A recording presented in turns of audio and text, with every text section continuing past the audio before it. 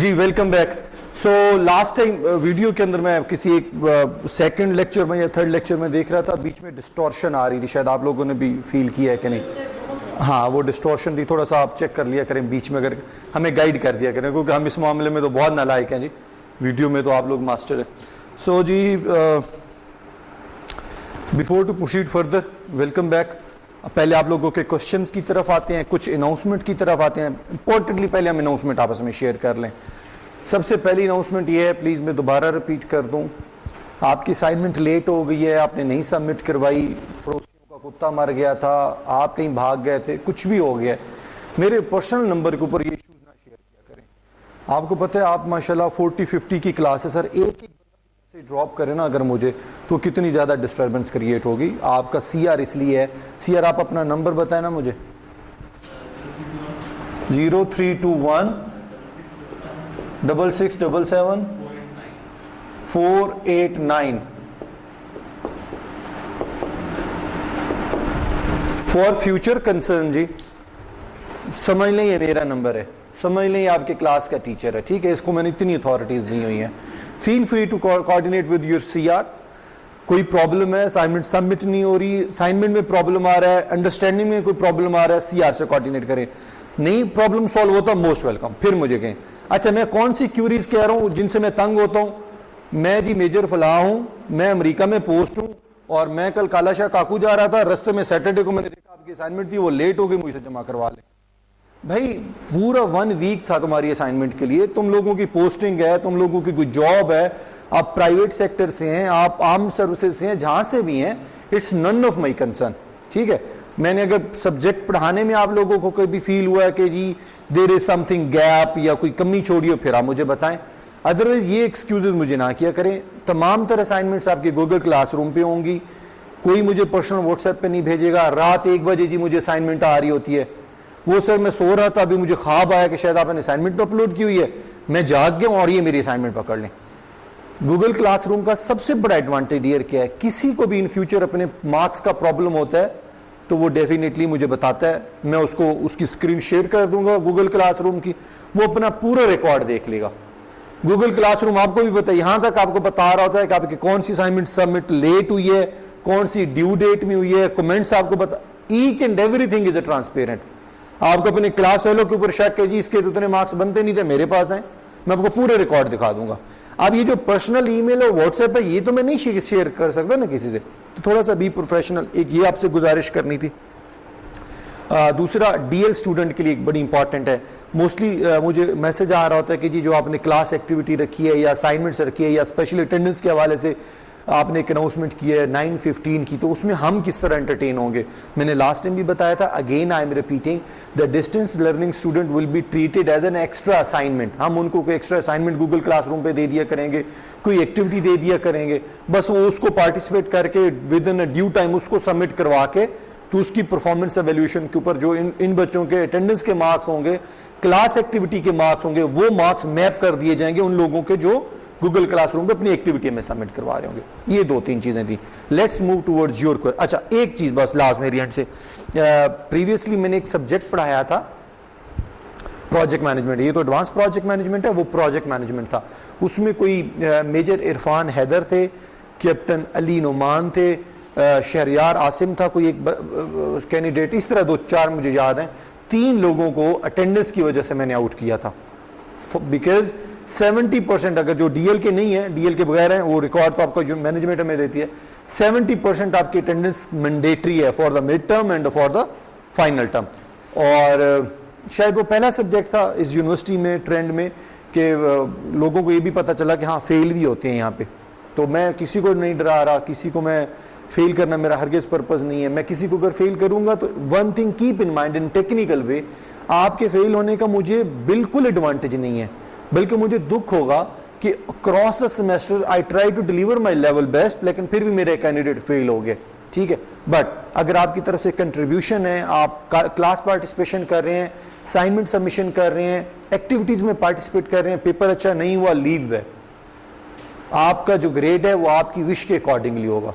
But ऐसा नहीं है आपने क्लास पार्टिसिपेट भी नहीं किया, सर क्लास में भी नहीं आते, मुझे हर वीकेंड पे मैसेज ये आ जाए जी पहाड़ों पे एक शादी थी, मैं तो उधर चला गया, तो ये हो गया वो हो गया जी।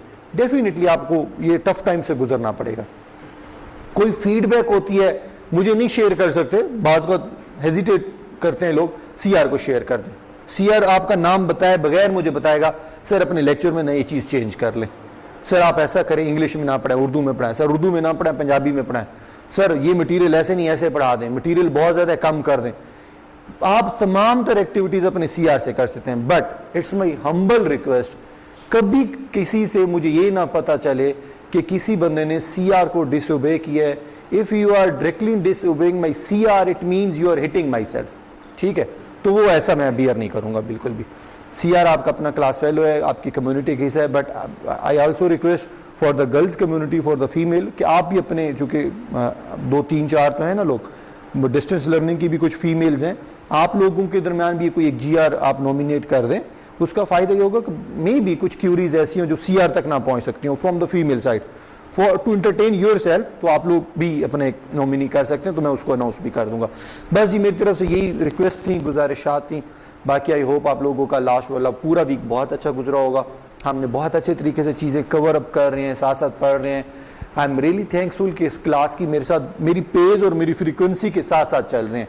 मेरी एक्सपेक्टेशन ऐसी नहीं थी, लेकिन मेरी फ्रीक्वेंसी के साथ साथ आप लोगों ने माशाल्लाह अब चलना शुरू कर दिया। हम आहिस्ता आहिस्ता अपनी स्पीड को इंक्रीज करेंगे और दौड़ेंगे, ठीक है। और कुछ लोगों ने आना मेरे ख्याल छोड़ दिया क्लास में, कुछ चेहरे वाकई नज़र नहीं आ रहे मुझे, ये शायद लेट आएंगे, वैसे प्रीवियस क्लास में भी नहीं थे। Let's move towards your question please. कोई क्वेश्चन है फील फ्री टू आस्क, हम बाद में पढ़ेंगे सर।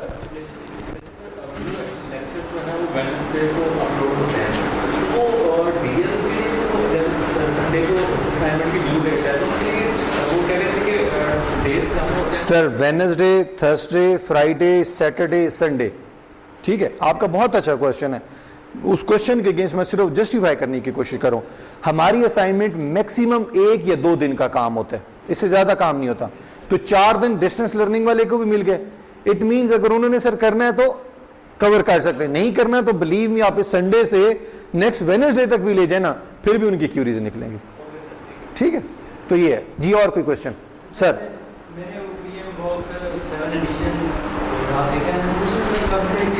हैं जी, एक तो एक वर्ड नया उसमें ना प्रोसेस की जगह पर प्रिंसिपल का दिया हुआ है को, और एक डोमेन का बार बार उसमें तो वैसे भी उसको बहुत शॉर्ट कर दिया है, 330 पेजेस पे, पहले 6 जो है आप जिस बुक, हाँ ठीक है, आप क्वेश्चन कर लें, मैं फिर आपको आंसर करूँ। यही है आपका वो चेंजेस है, तो क्या अब हमें वो वाली बुक परचेज करनी चाहिए और उसके मुताबिक अपने आप को प्रिपेयर करना चाहिए, या 6th एडिशन? चले, पिम बुक 7th एडिशन का जिसका ये तज़किरा हमारे क्लास फेलोज कर रहे हैं, ये कह रहे हैं कि जी वो एक तो बहुत समराइज है, उसमें कुछ टर्म्स चेंज हो गई हैं और कॉन्सेप्ट ऑलमोस्ट वही है, सिर्फ टर्म्स के नाम चेंज हुए हैं, ठीक है। तो मैं एक आपको चीज़ बता दूं, हमारा सब्जेक्ट है एडवांस प्रोजेक्ट मैनेजमेंट, तो वो जो प्रोजेक्ट मैनेजमेंट सर्टिफिकेशन वाली जो बुक है उससे समहाउ हम गाइडेंस लेंगे, लेकिन वो हमारे लिए बेंचमार्क नहीं होगा। अगर कोई ये समझे ना कि जी हमने वही बुक रेडी करनी है, तो वो हमने नहीं करनी, पहली बात। दूसरी बात, आपने पिम बुक 6th एडिशन देखना है। ये जो 7th एडिशन आया है ये 10 नवंबर के बाद एप्लीकेबल होगा, अभी एप्लीकेबल नहीं हुआ। अभी अगर आपने पीएमपी का एग्जाम देना है ना, तो वो किससे हो रहा होगा? 6th एडिशन से सर। 7th एडिशन आता है पहले मार्केट में, लोग उसको एवेल्युएट करते हैं, तैयारी करते हैं, एक फीडबैक आती है, फिर उसके बाद उसको एग्जाम्स के लिए कंपलसरी करवा दिया जाता है। अभी करंटली हमारी क्रॉस द मार्केट जो चल रहा है ना, वो 6th चल रहा है। 7th पब्लिश हो गया, but in case principal cases में भी नहीं आया, अभी इंप्लीमेंटेशन की तरफ नहीं आया, ठीक है। 6th एडिशन तो शायद मैंने शेयर भी कर दिया, वो मैंने शेयर भी कर दिया। और क्वेश्चन जी?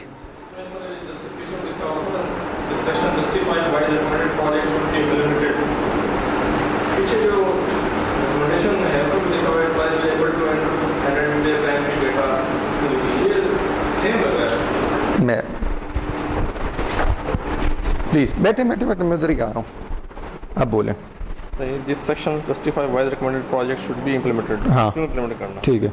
ये देखिए रिकमेंडेशन हुई चीज़ एम्प्लॉय भी लेबल अच्छा, हो जाएंगे, टाइम शीट मैं बता जी, मैं भी बताता हूँ। देखिए जी, क्वेश्चन इनका बहुत अच्छा है। वो कह रहे हैं रिकमेंडेशन में और जस्टिफिकेशन में कुछ लाइंस हैं जो कि सेम है। रिकमेंडेशन से मुराद ये है कि फॉर एग्जांपल मैंने आपको रिकमेंड किया, मेरी रिकमेंडेशन क्या है, मैंने रिकमेंड ये किया कि अगर मुझे आप ये प्रोजेक्ट मैनेजमेंट की डिग्री करवा देते हैं, आप ये सुनते जाइएगा रिकमेंडेशन में, मैं उन्हें कह रहा हूं जी मुझे फॉरन फॉर एग्जांपल 100,000 की जॉब मिल जाएगी, मुझे फौरन बहुत अच्छा एक सर्टिफिकेट मिल जाएगा, मैं फौरन एक प्रोफेशनल क्राइटेरिया में आ जाऊंगा, ये मेरी रिकमेंडेशन है। ठीक है, दूसरा मैं 7 रिकमेंडेशन और भी कर सकता हूं कि अच्छा अगर आपने मुझे प्रोजेक्ट मैनेजमेंट की डिग्री नहीं करवानी तो सप्लाई चेन की डिग्री करवा दें। मैं रिकमेंडेशन करवा दे रहा हूं। रिकमेंडेशन से मुराद ये कि ये मेरे सजेशंस हैं। अच्छा, उन सजेशन को जस्टिफाई भी तो करना है। उन सजेशन को जस्टिफाई करने के लिए हम लोग ये कह रहे होते हैं, ये देखें जी आप प्रोजेक्ट में अच्छा फॉर एग्जांपल मेरे जैसा नालायक होगा, वो कहेगा नहीं बेटा BA इस्लामियात कर लो, तो मैं अब जस्टिफाई उसे कैसे करूंगा? यस, तब दौर था BA इस्लामियात, BA MA आर्ट्स वगैरह का, अब दौर चेंज हो गया है। अब गवर्नमेंट की, आप ऑर्गेनाइजेशंस की रिक्वायरमेंट्स चेंज हो गई हैं। उस रिक्वायरमेंट कोड की वजह से मैं आपको ये डिग्री कह रहा हूं। तो रिकमेंडेशन में हम जो चाहते हैं वो बताते हैं, और जस्टिफिकेशन में हम सिर्फ वो जस्टिफाई उसको करने की कोशिश करते हैं कि मैंने क्यों बताया। फॉर एग्जांपल मैं CWP प्लेटफॉर्म की बात कर लूं, तो रिकमेंडेशन में तो हम ये बताएंगे मेरी ऑर्गेनाइजेशन में ये चेंज आएगा, ये चेंज आएगा, ये चेंज आएगा, ये चेंज आएगा, ये मैंने बता दिया। अब मैं उसको जस्टिफाई करने जा रहा हूं। जस्टिफिकेशन में हम सिंपली ये लिखेंगे कि देखें 10 कंपनीज ने अप्लाई किया था। मैं एक जनरल स्टोरी आपको बता रहा हूं, आप लोगों ने भी अपने प्रोजेक्ट पे काम करें तो आपको उसकी जस्टिफिकेशन हो सकती है। 10 कंपनीज, अच्छा ऐसा नहीं, हम शुरू से करते हैं। हम कहेंगे जी हम एक मैनुअल काम कर रहे थे, हमें लगा कि हम इस चीज को कंप्यूटराइज कर लें। हम इस कंप्यूटराइज करने के लिए मैंने 10 कंपनी से कोटेशन मांगी कि मुझे ये सिस्टम चाहिए। 10 कंपनीज आई, उन्होंने फलां टेक्नोलॉजी की बात की। इस कंपनी ने जो टेक्नोलॉजी की बात की वो फिजिबल नहीं, वो बहुत महंगी है। दूसरी का रेट बहुत था, तीसरी का हार्डवेयर हम परचेज नहीं कर सकते, चौथी का जो सोल्यूशन था ना वो इतना रिलायबल नहीं था। हम मुख्तलिफ चीजें बता, फिर मैं कहूंगा कोई XYZ कंपनी है जिसने एक WP प्लेटफॉर्म मुझे सजेस्ट किया है, और इसका मुझे फायदा ये है कि इसकी जो बैकएंड टेक्नोलॉजी यूज होनी है वो भी रिलायबल है, इसका हार्डवेयर भी सस्ता है, और इसको मेंटेन करना भी आसान है। सिंपल, मैंने जो रिकमेंड किया था वो उसको जस्टिफाई करना किया।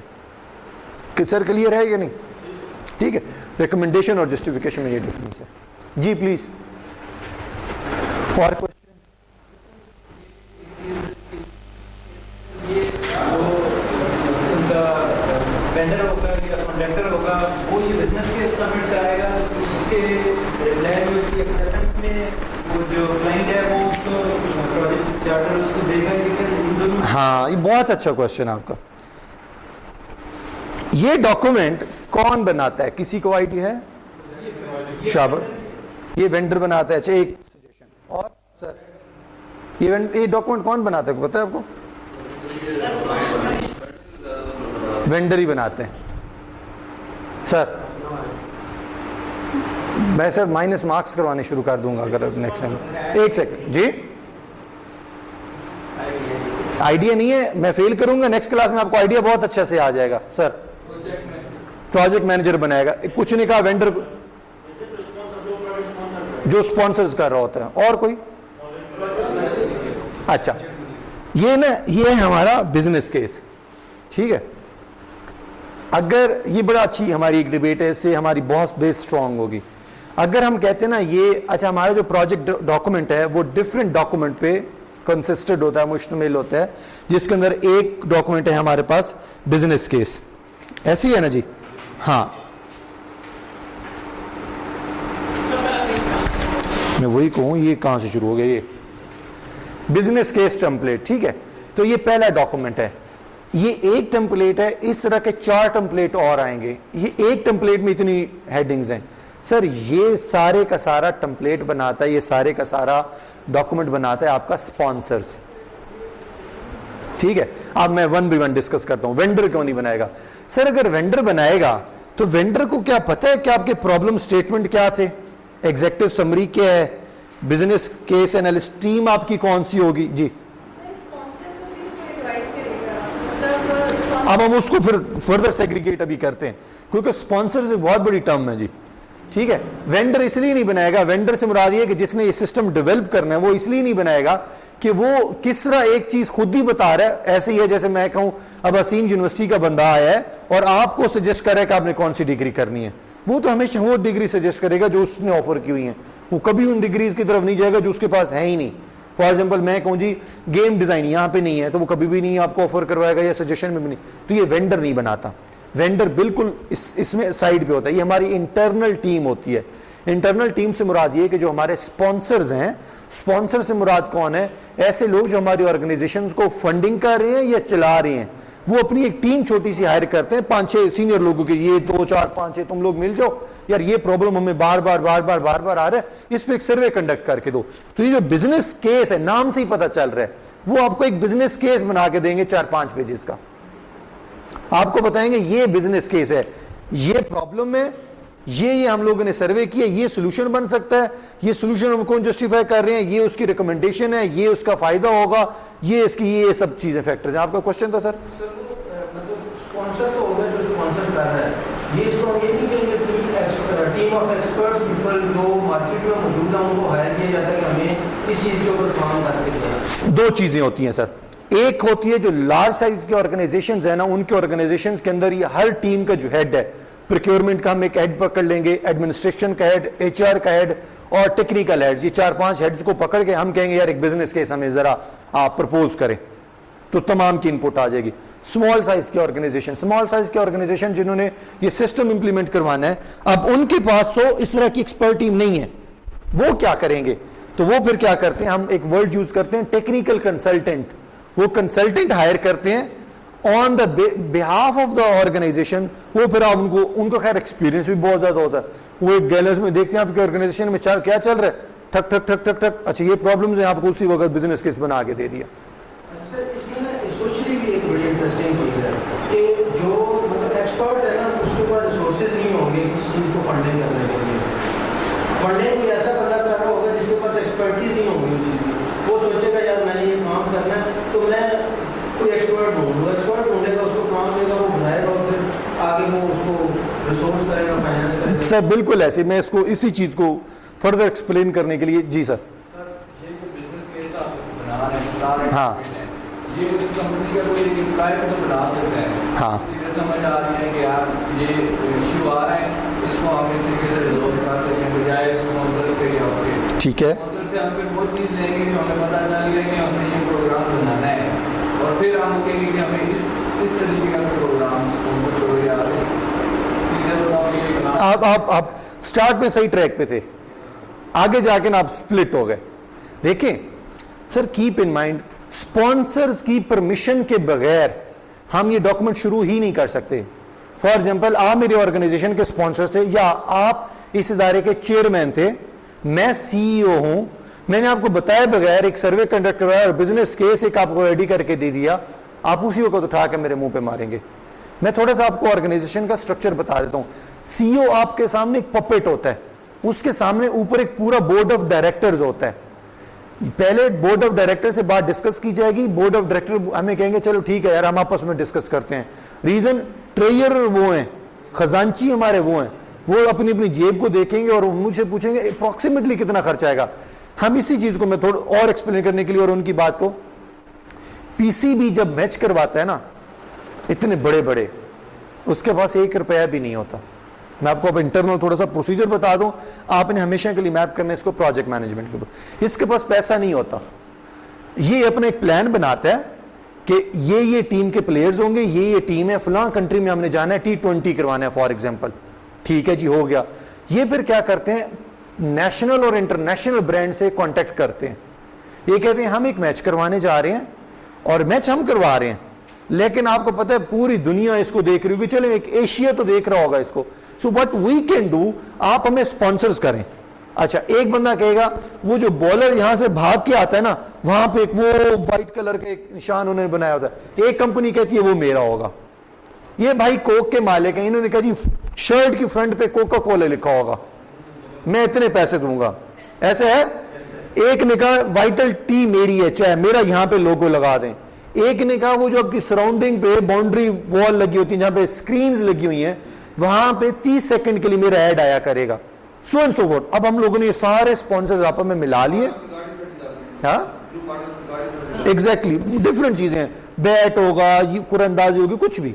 हमने सारे स्पॉन्सर से बात कर ली, हमारा बजट था फॉर एग्जाम्पल $1 मिलियन कि इस पे खर्च होना है। सुनिएगा, अब हमारी एक्सपेक्टेशन ये थी कि $1 मिलियन अगर मुझे मिल जाए ना तो ये मैच हो सकता है, प्लेयर्स के खर्चे, फलां टिमका, सारा कुछ।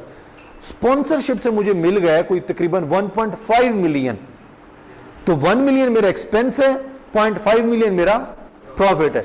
अब स्पॉन्सर से मैंने पैसे ले लिए ना, गो हेड मुझे मिल गया, अब मैं क्या करूंगा, अब इंटरनली अपने मैच की प्लानिंग शुरू कर दूंगा।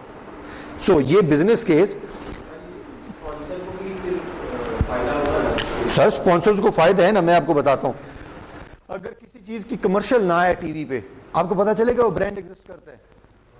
नहीं पता चलेगा। एक बात। दूसरी बात, हम अक्सर प्रमोशन या एडवर्टाइजमेंट देकर ब्रांड का आइडिया लगा रहे थे, ये ब्रांड बहुत अच्छा या लो लेवल का है। अगर उसमें सेलिब्रिटीज और उसकी कैमरा की क्वालिटी और वो चीजें हैं तो हम कहेंगे बड़ा महंगा ब्रांड होना यार, मम्मी डैडी से बड़े डायलॉग्स हो, ड्रेसिंग हो, हम कहेंगे बहुत अच्छा ब्रांड है। लोकल सी कमर्शियल हो, वो आपने कमर्शियल उसकी शायद देखी है कि नहीं, वो एक्सक्यूज मी, आप भी देखी हुई है किसी ने? किस ने? वो एक दो ही नहीं बात देखी।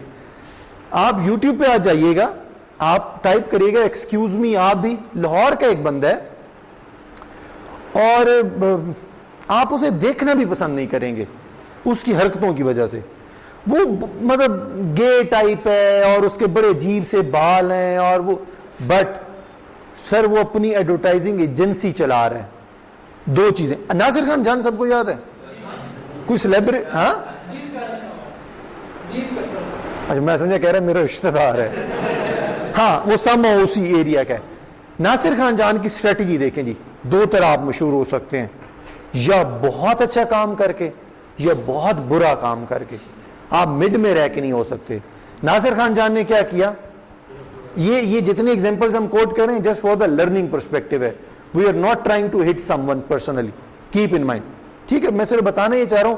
अब उस वाली जो हरकतें हैं, ये जो एक्शंस करता है, जिस तरह से वो केला खा के दिखा रहा होता है, बर्थडे सेलिब्रेट करता है, जिम लगा के, आप में से कोई भी ऐसा काम नहीं करेगा। बट वो क्यों ऐसा कर रहा है? उसे पता है कि लोग मुझे सिर्फ एंजॉय करने के लिए देखते हैं कि लेट्स सी यार इसने केड़ी चवल मारी है, जरा देखिए तो सही। आप उसकी वीडियो चलाते हैं, वो सर उसके व्यूज वो कहां पहुंच जाता है। अभी रिसेंटली उसने एक बिजनेस स्टार्ट कर दिया था कि अगर आपने भाईजान को छेड़ना है ना, आप नासिर खान जान को 500, 1000, 2000, अब तो खैर वो ज्यादा चार्ज करने लगे, 2, 4, 5000 चार्ज करने। आप उसको इजी पैसा करवाएं, भाई का नाम बताएं, ये वो आपको तैयार होके ना बड़ा वो अजीब बेढंगा से तैयार होगा, इसका नाम लेके बर्थडे विश करेगा। फिर वो दोस्त क्या करते हैं, वो वीडियो उससे मंगवा के वो अपने ग्रुप में और फ्रेंड्स में शेयर की और वो बस उसकी किट लगनी शुरू हो गई। तो ये एक्चुअली हम बात कर रहे थे, वो स्पॉन्सरशिप से बात निकली थी हमारी। ये जो सर आपने बिजनेस केस एग्जांपल दिए, इस केस में ऐसा नहीं होगा कि सर ये जो हमने आउटकम आ रही है, प्रॉफिट आ रहा है, या हम जो स्पॉन्सर दे रहे हैं वो भी उस बिजनेस केस का हिस्सा बन जाएंगे? जैसे कि ये हेडिंग है सर एंटिसिपेटेड आउटकम, उसमें हम मेंशन कर देंगे कि यार हम ये केस इनिशिएट करने लगे हैं, तो इसमें हमें हो सकता है इतने स्पॉन्सर का उस स्पॉन्सर से इतना प्रॉफिट, या हो सकता है हम शॉर्ट ऑफ फॉल करें थोड़ा, तो उस बिजनेस केस का हिस्सा बन जाएंगे। उस मतलब में जो स्पॉन्सर नहीं रहेगा, सिर्फ जो टेक्निकल टीम है वो उसको रन कर रही होगी। क्वेश्चन मैं रिपीट कर दूं, इनका बड़ा अच्छा एक पॉइंट मेंशन इन्होंने कहा जी 1.5 मिलियन डॉलर आपको अर्न हुए, 1 मिलियन डॉलर आपका एक्सपेंस था, 0.5 मिलियन डॉलर आप अपनी पॉकेट में जो रख रहे हैं, स्पॉन्सर्स को प्रॉफिट नहीं देंगे क्या? क्या स्पॉन्सर्स हमेशा आपके पास पैसा खर्च करने के लिए बैठा हुआ, ये क्या ना? ऐसा नहीं है जी, स्पॉन्सर्स हमेशा पैसा खर्च करने के लिए नहीं बैठा हुआ, उसने कोई खैराती इदारा नहीं खोला हुआ। अब मैं आपको इसकी भी स्ट्रेटजी बताता हूं। पीसीबी फॉर एग्जांपल डिसाइड करता है, मैं फॉर एग्जांपल वो कहता है जी 1.5 मिलियन की सेग्रीगेशन थी, वो कहता है फॉर एग्जांपल 0.65 मिलियन की जो है ना एडवर्टीजमेंट, इसमें मुझे पैसा आना है ना, ये ऐड देता है और किसी एक बंदे को इसके राइट्स ट्रांसफर कर देता है। सुनिएगा गौर से, ये है मैक्स कम्युनिकेशन, कोई कंपनी है, इन्होंने